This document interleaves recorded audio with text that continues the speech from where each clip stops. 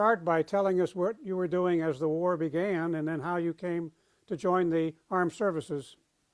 Well, at the time the war began, I was working at Eureka Williams, which was Williams Automatic at the time, as a machinist. And then I come up for draft, and when they asked me what my occupation was, I didn't tell them I was a machinist. Kind of, if I had, I wouldn't have got in. And I went into service, and I wandered into Rangers. When I finally got down to Florida, they said, no, you're going to be on an air crew. I said, I don't want to be on an air crew. Well, you're on it anyway. And at that time, they were getting ready to build a big push for the Air Force to start to destroy Europe. This was 1940, early 1940?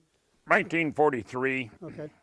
And so they decided that I would go to armament school and learn to take care of all the guns on the aircraft, the turrets and stuff, and to gunnery school to be an aerial gunner on B-24. And I flew the ball turret, which hung underneath, and it was a very interesting place to be for hours on end. And I had two 50 caliber machine guns up beside my head, about 6 inches. That's the reason I have a little difficulty hearing you people now. But we went through, they formed as a complete group, and was formed up in Mountain Home, Idaho, and then went down to Fresno, California, finished phase 2, phase 3, and shipped out for North Africa, stayed there a little while, and then moved right up into Italy. Italy, just part of Italy had just fallen, Rome had just fallen. And then we started operations out of there as a flight crew. So had you flown bombing missions while you were in Africa? No, no, just a lot of practice, just a lot of practice. And your whole crew had begun, your crew first got together in Idaho and then stayed together all the way till All Africa? the way through. We had our own airplane. Nobody got in that airplane, only us. And, you know, you see them now, different crews fly different airplanes. No, we had an airplane issued to us in California just before, at Fresno, just before we got ready to leave. And that was our airplane, and we put our own names on it. And, our aircraft had a couple names, you know, everybody wanted a name. But the basic name, it was Miscarriage. And everything had a sting of humor to it. Everything did. And I won't even name some of the names some of the aircraft was named. That would censor the whole unit. But you were living a different life. You were living a life of what you wanted to. Our first mission we went on was up to Bihać, Yugoslavia. And we were to bomb a marshalling yard. We were dropping 20-pound frags. Each aircraft would drop 40 clusters, 6 bombs to a cluster. And as we was coming off the target, you know, everybody was wanting to see what looked like to hit the bombs, and 2 of them went together like that, and then they rolled a couple times and split in half.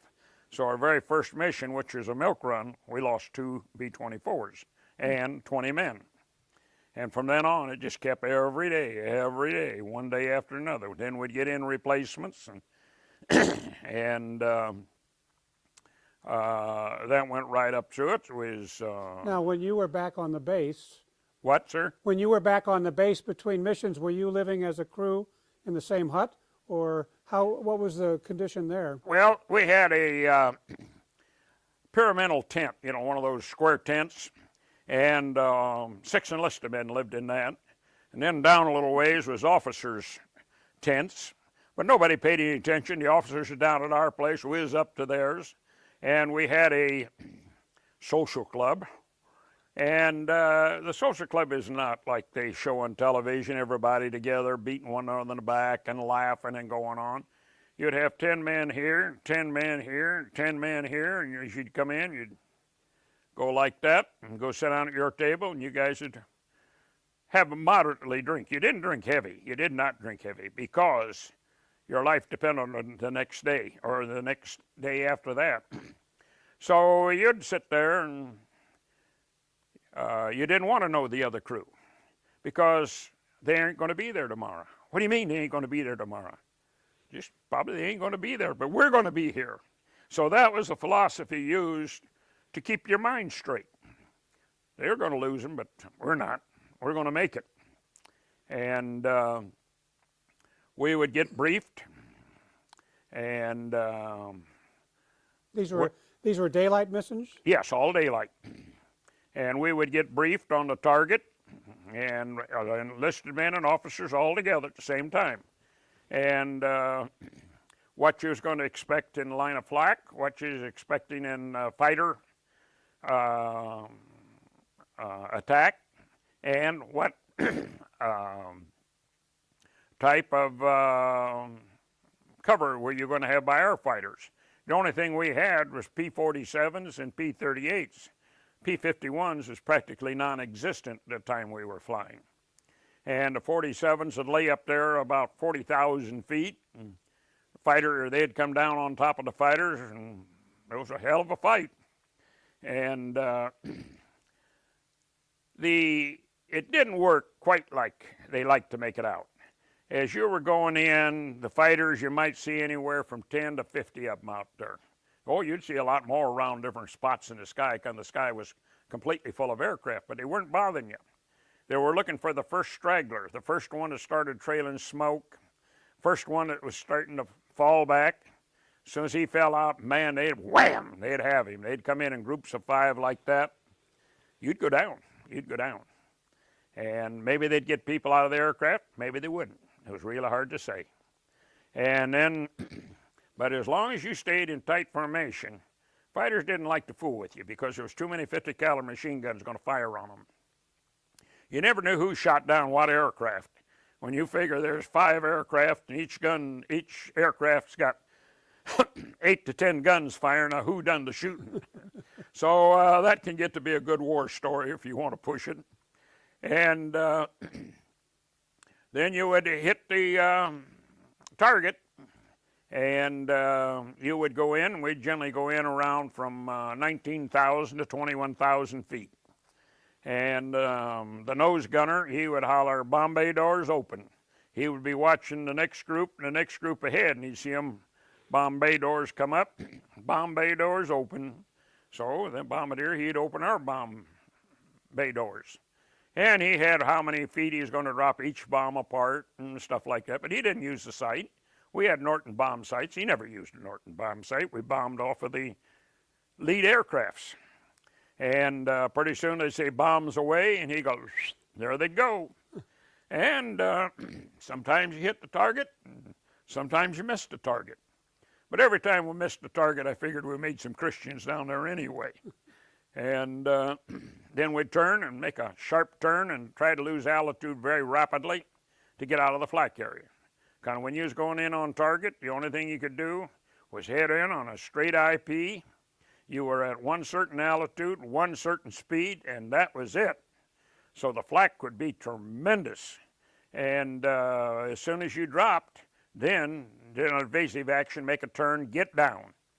And when you come out of the flak and the fighters would be out there looking at you, first one they seen trailing fire or smoke or feathered engine, they'd go in after him.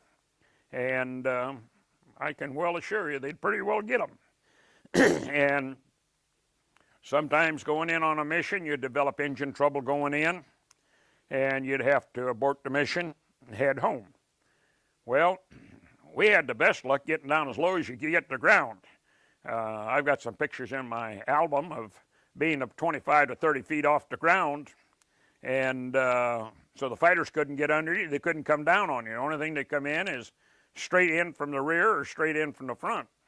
And that was pretty suicide, because you had 250s out of the back, 250s on top, and then the 2 waist guns could get into them. And but if you screwed around out there much, stayed up high, they'd get you. And the fighters would come in, they'd try to help us as much as they could, and then they'd have to break and head home. And So you're saying the United States fighter cover couldn't cover you the entire mission because they had the fuel problems? No.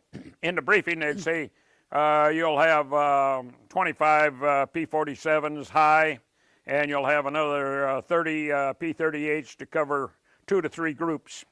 And they'll be coming in same altitude as you are. And then, boy, there were some dogs out there, I'm going to tell you. I've seen where one P-51 tackled 3 fighters. And because 2 aircraft was heading home, shot up. And they were fantastic. They were fantastic. And so roughly how often were the missions? Daily, every other day, or how many a we week? generally fly 2 days and then be off a day and then fly 2 days. And then you might have to abort your mission because of bad weather. And you would have your primary target, then you'd have a secondary target. If you couldn't get in on your primary target because of weather, then you'd hit the secondary target. And then after that, you could go for a target of opportunity. You know, churches, schools, anything to get credit for a bombing mission. No, I shouldn't say that because we'd pop something that looked like it would be an enemy installation of some kind. Now, I think you said there are 25, you had to, if you completed 25 missions, you were completed 1 tour, is that correct? Yes. Mm-hmm. How does it, you want to explain how that worked? Well, life expectancy of a flight crew is 16 missions. And as I've said before, and you didn't dwell on it, the chances of getting anybody out of an airplane was very, very, very slim, very slim. Most generally, they just blow up. And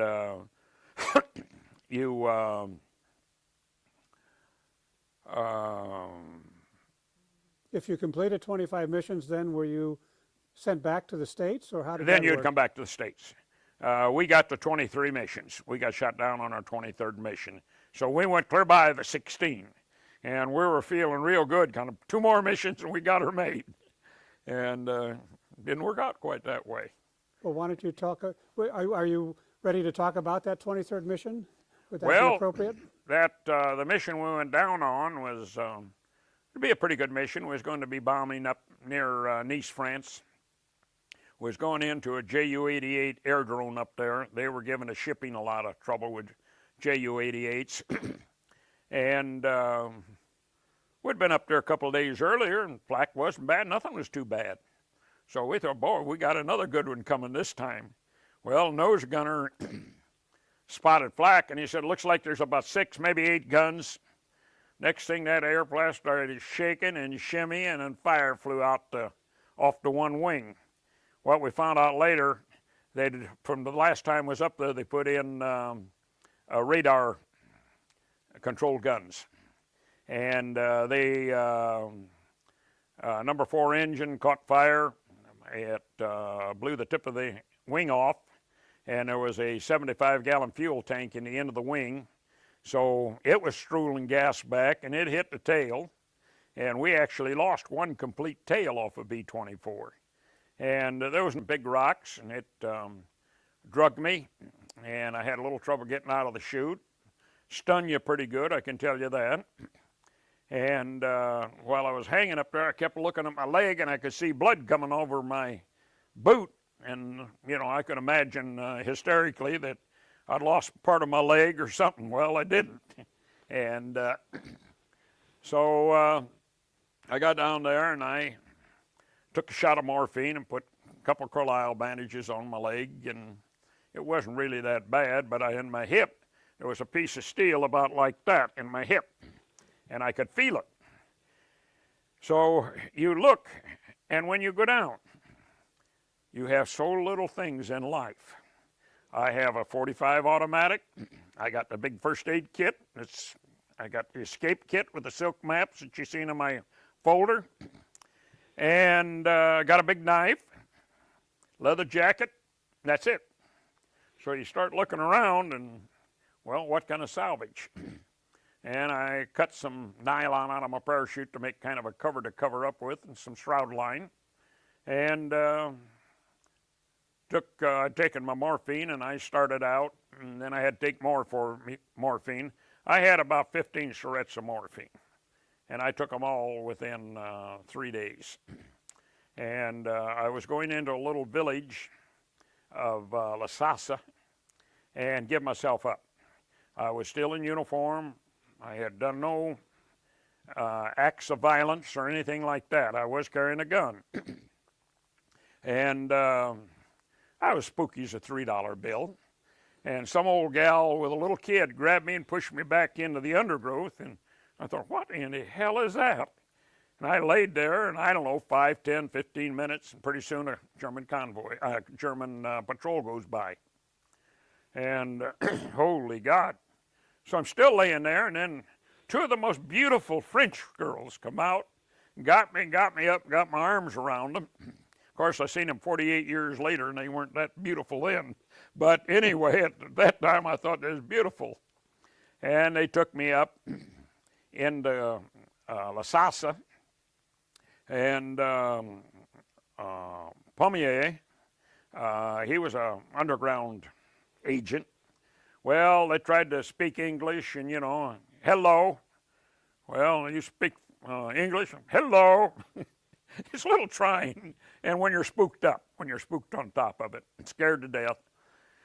So then they moved me down a few miles to Lamas, and Lamas, Edward Pomelong, and he was a big wheel with the underground, the Maquis. There was the Maquis, and there was the FFI, French Forces of Interior, and then there was a lot of splinter groups in there, a lot of splinter groups. You had to watch your P's and Q's real good. Anyway, they laid me on a table with no anesthetic, cut the flak out of my hip, and sutured me up with dirty fishing string. Now, if you don't think that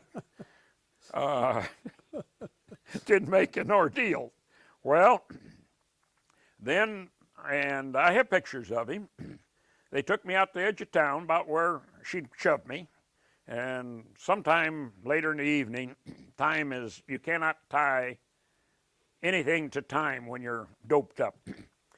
A motorcycle with a sidecar pulled up, and a machine gun was flopping around on the sidecar. So I pulled down on him. I was going to shoot him. And somebody says, no, no. And it was Edward. And this Frenchman had stole a German motorcycle. And they got me up, and they put me in the motorcycle, and got me probably 20, maybe 25 miles out of this area, and hid me out in a place.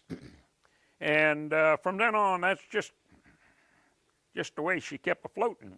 And you had to believe in certain people.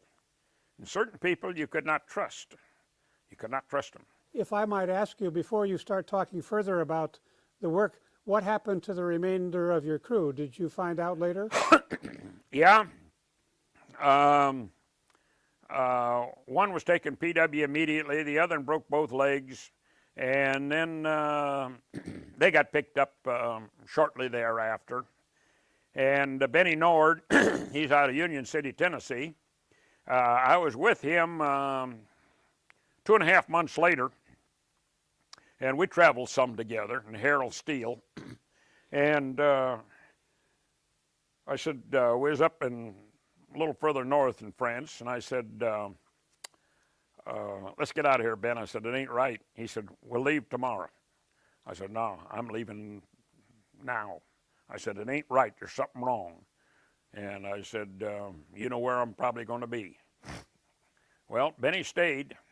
About 4 hours after I did, the Germans raided the place. They would have killed me, probably, because I didn't have any dog tags. I hated dog tags. I wouldn't wear dog tags. I've been bullheaded all my life, and why change now? And anyway, I worked my way back down into southern France, and they had a lot of ways. The French are very colorful, you know. And Edward, he had quite a neat organization. I helped him blow up some bridges, some stuff, and since it's all over, you have to look back and laugh that we picked up a bunch of British plastic. They dropped it to us on a drop area, and we loaded it in a truck and then hid the truck out the following day, and then the next evening we went down to blow a bridge. And what reason we was blowing the bridge, I don't know. The French decided we're going to blow the bridge up. Well, Harold Steele met with me, and there were 6 guards there, and Steele took 3, I took 3, and wham, wham, wham, wham, and it's all over with. Well, they wanted to know if we knew anything about explosives. Now, have you ever seen an American didn't know everything about anything? Oh, yeah, I know all about it. First time we set an explosion on there was one of these big stone bridges, like this. Had to be 100 feet above the water. Blew a hole about big enough to where I'm sitting here. So we took the rest of the explosive, probably 1.5 tons or so, put it in the hole, backed the truck up on it, and I was going to leave and go across the bridge, pick up my Alpine bag, and disappear. Well, the French heard the Germans coming, and they blew the bridge. My pack is on the other side. I was in civilian clothes. In my pack, they had looted the Germans. I understand, I never seen it. I understand from extra good sources. There was billfolds, wristwatches, everything off the 6 Germans. Souvenir Joe. Well, then they wanted me real bad. Also, I had a C-3 Argus. That's what I took all these pictures with, even with some of the French. Well, thank God the film was in my pocket of the French underground. I had the pictures of it. So things got very, very desperate after that. They wanted me bad.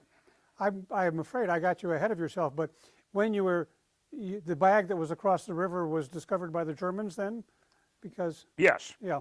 Yeah. But they didn't have any of the film, just the camera itself. Yeah. Okay. Well, can I take you back to a few days after you had landed and had that horrible surgery? You then joined this unit? Yes, I joined up, and I'd be with Pommier, and I had several hiding places. I had some people that was, I wouldn't be alive today if it wasn't for part of the French people. They risked their lives. They risked the lives of their family to keep me, give me food. They had no food, but what little they had, they would give me. And it was unbelievable. And then you had moving around the country. It was mind-boggling. You had a courier, and maybe the courier would start out as a Alpine bag. And they would tell you, you follow the Alpine bag. Don't get close to it. Stay back just where you can see it. If they put the Alpine bag down, you sit back way away from it. When somebody else picks the bag up, follow the bag. And I had followed the bag a long, long, long way. You were telling me some of these couriers were relatively young people. Yes. There was one young girl. She was, I don't know, about that big, and you'd say, my God, I wouldn't even let her do the dishes. Boy, she knew the country. And I would follow her, and she took me down to another group, and then they'd get another courier, and maybe it'd be a young girl, maybe it'd be an older person, and you just keep it going. And then they had different insignias if you would leave you somewhere. And I wore a pair of gray knickerbockers, a pair of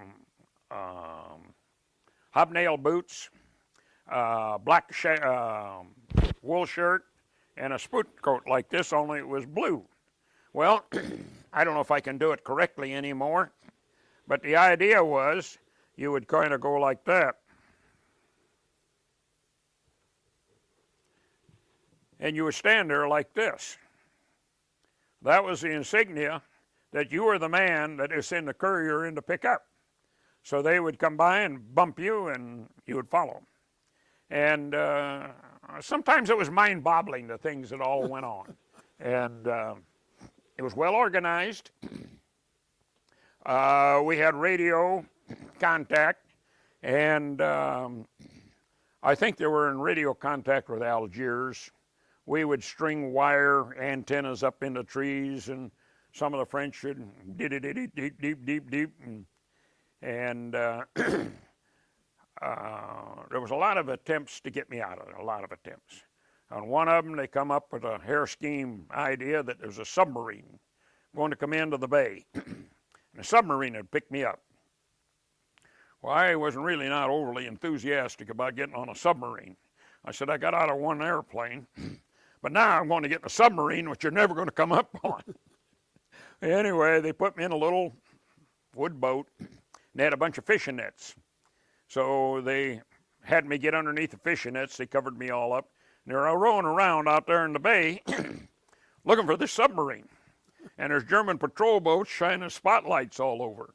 Now, if you ever laid underneath a bunch of old rotten fish nets, it ain't the most nice thing you've ever done. But thank God the Lord was willing. No submarine showed up. But there was a lot of stuff like that that went on. Well, did the American people know what happened to you? No, all I know is missing in action. And so your family didn't know know nothing. My wife got a telegram to regret to inform you that Staff Sergeant Owen Streeper is missing in action from enemy fire. That was it. And a letter will follow. They never did get another letter. And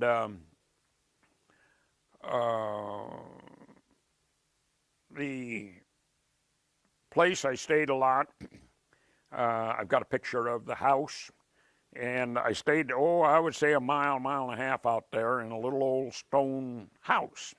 That was one of my safe places I could come back to. And they would hang linen out the windows, laundry. If laundry was hanging out of those windows, get out of here quick, as the French would say, partir tout de suite à la main. So you'd shift gears and get out of there. And it was all heavy undergrowth, so I could disappear. I got on a train. I don't speak French. I had papers, and I was supposed to have been a Swiss, and I had TB, and they'd photograph me, they'd put her in there, and went to get on the train, and they told me that this person would get me a ticket, and you do what they do. They give me a ticket, kind of brushed up against, slapped the ticket. She got ahead of me, brought her papers out, showed him. He looked at her, looked at them, put her back in the pocket. I come up, took them out, laid them down. If he'd have said one word, I was done right there. And that's after we'd blown the bridge, so that was bad time to get caught. Anyway, never said nothing, folded up, put it in, and went on a train trip. Was this a German or a... In France. Was a Frenchman who was checking the papers or a German? Huh? Who was checking the papers, a German soldier or a Frenchman? No, the French people made the papers. Okay. But who checked them on the trains? Who inspected them on the trains? German soldiers. Okay. See, they couldn't speak French, thank God. So all they could do is see if it looked like you. Well, I took you back to when you'd been injured and recovered. Now I want to bring you back forward. Now, as you're working with them, are you going on missions before you blow that bridge? Had you done other missions as well? Yes, we sniped some cars. There was a road down in there that you'd see a couple of motorcycles, the sidecars ahead, a couple of motorcycles behind, then a staff car. Well, you try to shoot the driver. You're shooting across about 400 yards across the valley. Well, for them to get to you, they had to come way down and then come right up a steep edge.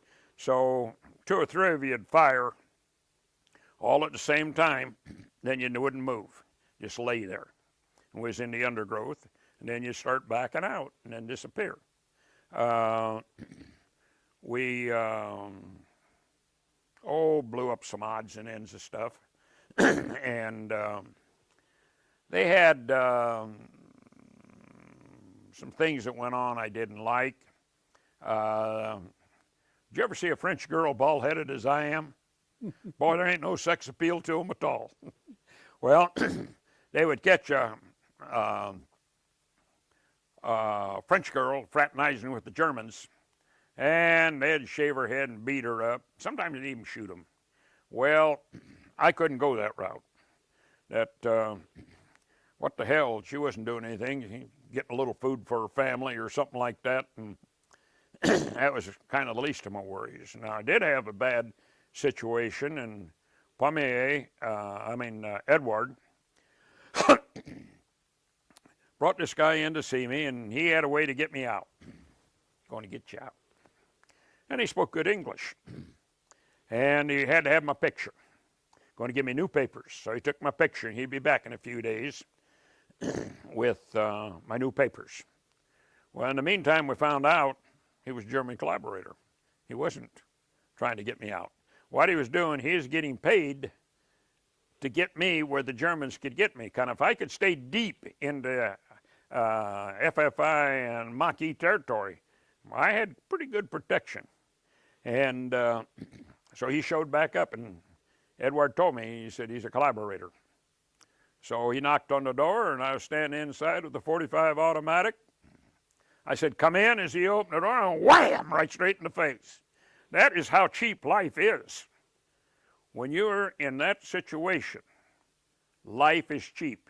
Their life or your life. And when they're trying to complain about our Iraq soldiers that we have over there for shooting innocent civilians and stuff like that, that is wrong, because those people are collaborating, and your life is important. So I stay 100%. We never going to prosecute any American for shooting a civilian. But that's my personal opinion.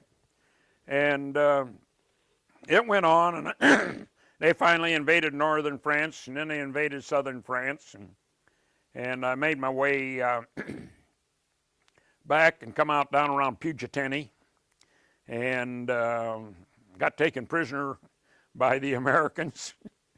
And they asked me some questions about ball games, and I said, I don't know nothing about ball. Wait, I'm not going to let you just tell it that quickly. You could. How on earth were you taken prisoner by your own troops? Tell us how that happened. What's that? How on earth did your own people take you prisoner? What was the circumstances of that event?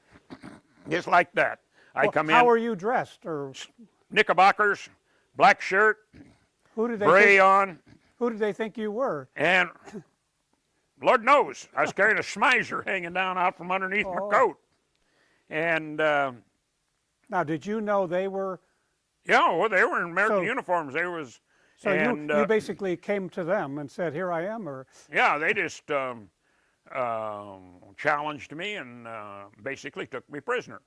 And I couldn't answer any baseball questions.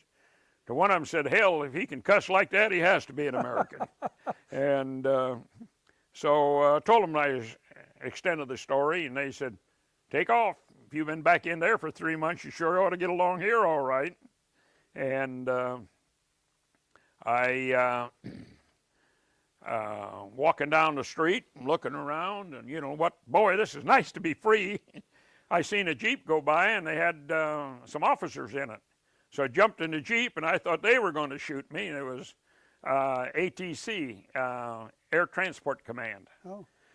And I told them who I was and thing, and oh my God, they took me out to their barracks. It was all officers.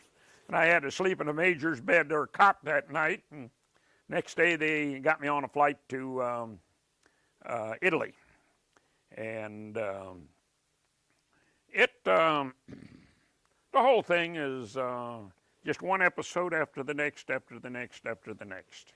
Now, when during this period you just described, did people in your original outfit know you were alive, and when did your family learn? Nobody knew nothing.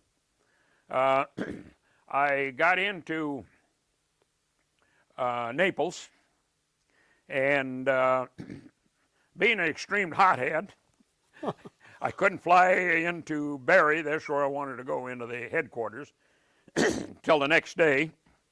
So I said, well, I'll go down to the Red Cross or whoever they may be and send a telegram home to my wife. Well, I didn't have no money. She says, I said, well, I've been missing in action. I don't know you have. Where's your dog tags? Where's your pay book? I said, you don't have pay books and dog tags, and you're back in where I'm at.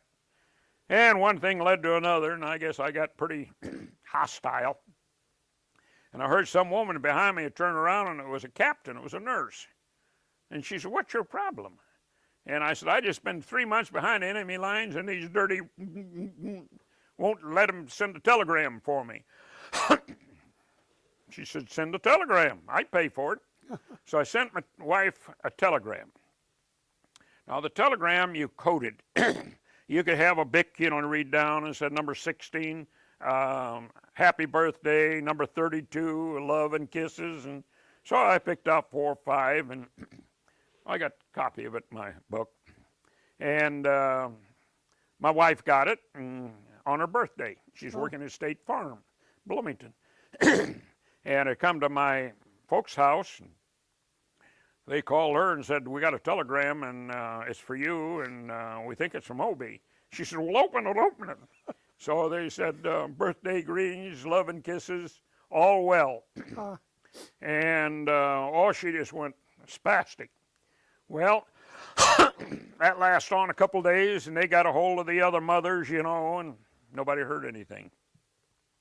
Well, then they took the assumption that I put it in before I got shot down to send my wife a birthday greeting. And they got that. Well, then some of the other mothers, a couple days later, they began to get some telegrams. It was 3 weeks before the government notified them that I had returned to active duty. And then in long interrogation with the Air Force and stuff I'd seen, photographs I still had, and so I ate good, I had a good time. The nurses, they got me. It was kind of funny. This one, she's a big gal. She was a captain. And she said, "Where are you going to stay tonight?" I said, "I don't know." I said, "I'll sleep in an alley somewhere. I'm least safe." She said, "Oh, no, you're not." She said, "We're going to take you to the hotel." I said, "Oh, my God, here I am with 4 nurses, and they're taking me to the hotel." And good humor. So she went down to the Air Transit Hotel. I went to get out. She said, "No, you stay here in the car." So she made me stay in the car. She knew I'd cause trouble. And she come back. She said, "Got you fixed up. Got your room." So I went in there and went up the room, and they said, "Now, we're going out to the base, and we're going to get you some clean clothes and underwear, and we're going to bring you back food." Man, you talk about a party, you never seen one. But then the next day I had to move on, went down to Bari, Italy, and interrogated and for about a week, and then come back to my base. And then I come home on a transport. It was a James Parker, built in 1937, something like that. And come into the United States and got interrogated. And I will say one thing, and it's always stuck with my mind. It hurts a lot on another phase. I got clean uniform and got my stripes on, and they made sure I had my ribbons, my Purple Heart, the Air Medal, and everything except the good conduct ribbon. I didn't have that. And so I always wanted to see Hackensack, New Jersey. I was up to Camp Shanks. So I hitchhiked up. My God, you couldn't buy a drink. People couldn't do enough for you. And I got on a great big party up there. And this gal, she says, "You'll like my son." And he was a colonel. He was with the 1st Fighter Group. And he had escorted us many times down there. So we had a big time, and they made sure I got back to Camp Shanks. And one of the early things I done, I went in, and I wanted $5 worth of change, nickels, dimes, quarters. All the money over there is paper money, funny money. And I always wanted, again, to put my hand down there and run it through a bunch of change and play with your change in your pocket. So I got a quart of milk, and I was sitting on the street corner, not on the corner, sitting right in the curb, feet in the street, drinking that milk. And people were just beautiful. But that would hurt me. These boys come back out of Vietnam, and I had a son that done 2 tours of duty in Vietnam with the 133rd CB Battalion. And what did they do with them? They threw rocks at them. The damn draft dodgers was treated like heroes, and the GIs were treated like dogs. Well, it didn't happen in World War II. We were treated with extreme high honor. So then I came home and didn't do much. Just I was a flight engineer on a modified B-25 for a general, and was out in Sioux City, Iowa, and Wichita Falls, Texas, and had a good time. But that's about the end. It's a wonderful life. It's a wonderful life. That was what they had you doing until you were. Huh? That was what you were doing as a member of the service until you were mustered out in September. Yeah. Okay. Just I couldn't be sent to a combat area. I wanted to volunteer to go back. No, you cannot go back to Europe. I said, okay, I want to go to the South Pacific. That's where I wanted to go in the first place. No, you can't. Your class is a spy. And any time that I got captured, I would be shot. And so I was kind of like an unwed mother, if you want the truth of it.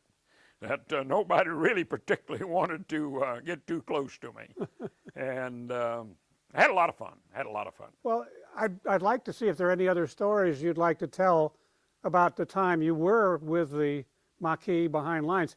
I interrupted you from telling the time where you met up with another member of your crew and then you made the decision not to wait around. Do you want to tell that story? Well, that story ended. I went and headed back down towards southern France. He got taken prisoner the next day, or next morning early, and he got sold out for a loaf of bread. And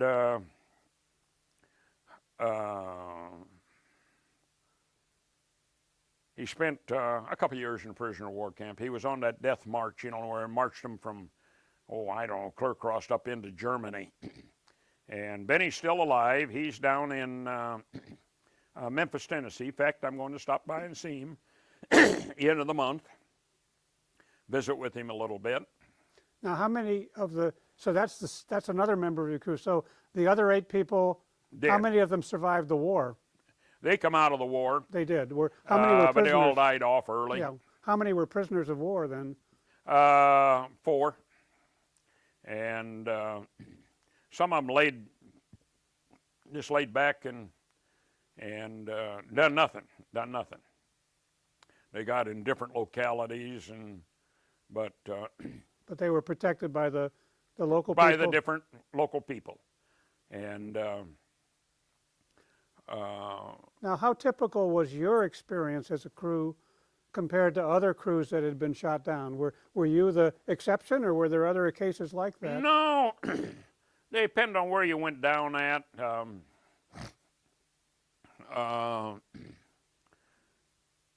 Going down over Yugoslavia, you get shot down. Going up to the target, you'd liable to beat the other crew back home. They had a wonderful. Americans will fly in, land there, pick you up, and bring you back home. But anytime you got shot down, it wasn't good. I can tell you that. It was not good. And some of them just drifted off into the sunset, maybe you'd say. That really there was not too many. Our organization that why don't you explain the 2 pins you have on your lapel and what those organizations are? What's that? Why don't you explain what the 2 lapel pins you're wearing represent, the organizations? Well, the top one there, right there, is the Order of the Caterpillar. There's not too many of them out. You have to jump from a airplane on a emergency. The red tail on the Caterpillar supposedly indicates your plane was on fire. Now, Eddie Doolittle's got it. President Bush, President Bush's father has got the Caterpillar. There's a lot of them out. Then the other one here is the Silver Boot. And the Silver Boot is the Air Force Escapee Evadee organization, society. To belong to it, you had to be shot down, spend over a month behind the enemy lines fighting with the underground, or escape from a prisoner of war camp. So the amount of airplane we lost, and we got very, very few people on them, very few. And Uh, then we're going to vote if we're going to have the next convention. It's supposed to be in Philadelphia, I believe, but we don't think we're going to have it. There's not enough of us left. I had my 19th birthday in behind enemy lines, and I'll be 40, 40 hell. I'll be 85 the 7th of August. So you couldn't have been there much younger than I was. And so they've dwindled off. They've dwindled off real bad. Now, we had some old men on part of the cruise. We had one guy on our crew, and he was 31 years old. He was granddaddy. And it was wonderful. It was wonderful. Now, I had one brother was with the Patton's Armored Division down in North Africa and then up into France, and they shipped him home in a body cast from his toes to his armpits. He did live. He died a couple years ago. I had another brother that flew L4s for the 110th Field Artillery, and he had a very, very rough time of it. But we all lived through it. We all have something to be proud of. They're all dead. I'm the only one alive. So we're getting dwindled out. And then what few got out? Now, out of our bomb group, we had 55 crews, original crews. Out of 55 crews, one person got in all his missions. He was shot down on his last mission and blown out of the side of the airplane. He had a parachute on. He was a waist gunner. The airplane was blown in half. He went out. He was taken PW. But the loss was tremendous, tremendous. I'd been up to the a lot of strange places. One of them we used to call it the sausage factory. Where are you guys going? We're going up the sausage factory. Well, the sausage factory was Wununustad, Austria. And so they'd pull the curtain back, and you'd see it was up to the sausage factory, and you could hear everybody in the outfit says, "Oh, shit!" And you can blip that one out.